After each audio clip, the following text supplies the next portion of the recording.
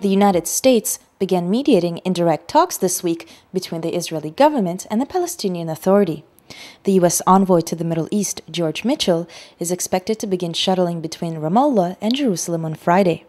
The talks will be the latest attempt since the so-called peace process began 17 years ago with the interim Oslo Accords of 1993. In 2000, talks officially collapsed when the late Palestinian leader Yasser Arafat met with former Israeli Prime Minister Ehud Barak for the Camp David II Accords. This time, U.S. President Barack Obama suggested the negotiations will address the main issues at the center of the conflict. Unlike the failed 2000 talks, Obama's administration said Jerusalem and the issue of Palestinian refugees will be on the table, but potentially at a later stage. He also said the issue of Jewish-only settlements on the occupied Palestinian territories will be addressed. In the War of 1967, Israel occupied the West Bank from Jordan and has since begun transferring its citizens to the occupied area, contrary to international law. The Palestinians say the construction of these Israeli-only colonies creates facts on the ground before negotiations allow for an agreement on the future of the territories. Besides borders, refugees, and settlements, Jerusalem became a central issue hampering the resolution of the conflict. In 1980, Israel announced the entire city, whose eastern part it captured in 1967, as well as a massive territory stretching nearly to the Jordan River in the east, Ramallah in the north, and Bethlehem in the south, will be Israel's eternal capital.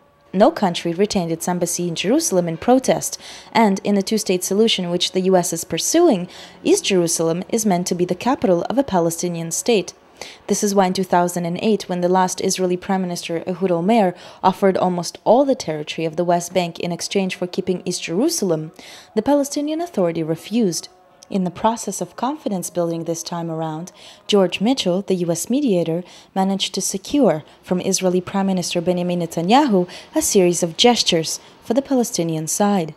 Netanyahu offered to release 1,000 Palestinian political prisoners, remove some checkpoints in the West Bank, and somewhat reduce the siege on Gaza for the negotiations to start.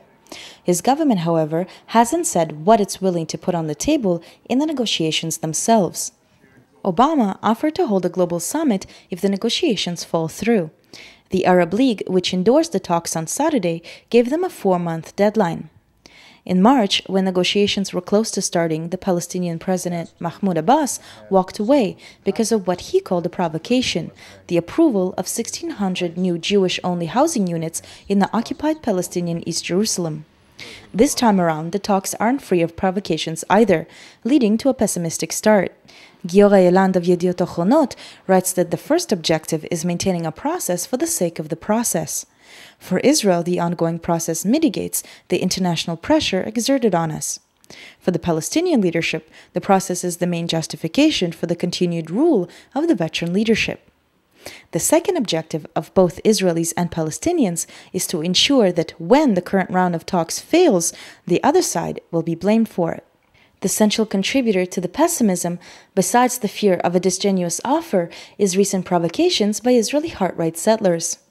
On Tuesday, a mosque near the Palestinian city of Salfit was torched, with local residents and Israeli investigators suspecting nearby settlers. The village is surrounded by the Eli, Ariel, and Shiloh colonies. This is the second such incident, as settlers were arrested only 4 months ago for torching a second mosque in the region. The incident was also the latest in recent provocations, in particular by settlers from Hebron and the East Jerusalem neighborhood of Sheikh Jarrah. This strategy is typically coupled with distraction and provocations that typically lead to clashes and repression. A Haaretz editorial this week writes that now that Palestinian acts of violence have almost entirely disappeared, the justified criticism of Israel's incitement has taken the lead in the diversionary war that some senior ministers are waging against the peace process. The use of incitement became particularly clear when a right-wing settler demonstration was given permission to march through the Palestinian East Jerusalem neighborhood of Silwan. The march, led by Hebron settler Baruch Marzel, was first supposed to take place during the days of protest a month ago, but was postponed to the weekend before last. Marzel is considered the ideological descendant of the late Rebbe Meir Kahane, an Israeli politician who advocated the ethnic cleansing of Palestinians. Graffiti supporting his ideas is seen all over the West Bank today. The Arab is a cancer in our midst.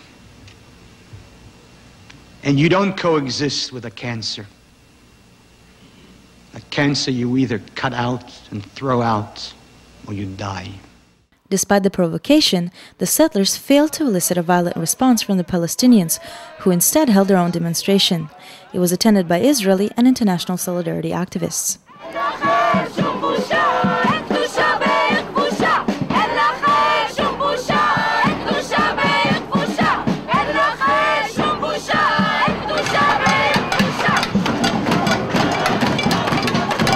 Twenty Palestinians were injured early in the day when youth in Silwan threw rocks at riot police, who responded with rubber bullets.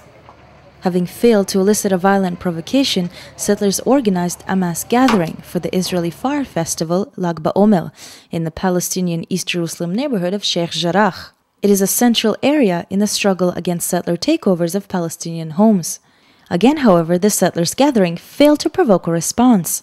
Instead, rumors in the Israeli press broke out that the Israeli Prime Minister Benjamin Netanyahu issued verbal orders to slow down settler construction in East Jerusalem. Israel also went through with the dismantling of 10 settlement units in East Jerusalem, an order on which its forces nearly never follow through. In fact, the Silwan March led to the marginalization of the right-wing settlers, even by other right-wing settlers. For example, while the march through Silwan was mainly attended by settlers from Hebron and Sheikh Jarrah, settlers from Silwan itself met with the local Palestinian Mukhtar and together condemned the march, saying that the settlers will be coming into the neighborhood from the outside and stirring up trouble. Even right-wing commentators, such as Shlomo Angel from Israel's right-wing paper Yediot Achronot, said the provocation was counterproductive.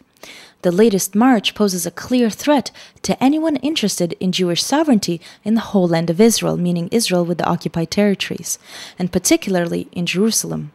He continued to say that instead, settlement activity is to be achieved through tight and quiet cooperation among government and city hall officials, the police, and village residents.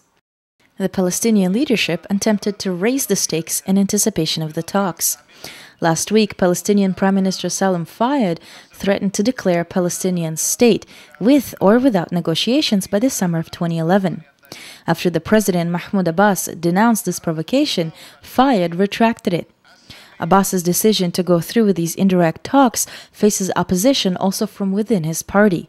Many from Fatah, as well as the other PLO members, such as the Palestinian Front for the Liberation of Palestine, or PFLP, and also Hamas, warned against the negotiations, saying that the resumption of talks will only enable further Israeli violations. Also, Palestinian public opinion is very divided on the negotiations. According to a recent poll by the Nablus University Al-Najah, 48.7% of the Palestinians polled supported conducting direct negotiations, while 2/3 disagreed with indirect negotiations. The PFLP, the second largest party in the PLO, issued a statement against the talks, saying these negotiations serve Israeli and American goals only, and not the Palestinian and Arab people, suggesting the option of one democratic state where all citizens are equal. This option, which has historically been marginalized in Israel, saw the support of the Speaker of the Israeli Parliament. Reuven Rivlin said last Thursday that signing an agreement with the Palestinian Authority was pointless because the Palestinian president, in his opinion, couldn't deliver the goods. The speaker said that one state where Palestinians have equal rights and citizenship may be the only option, but for the moment, the United States seems to be pushing through in an attempt to create two states.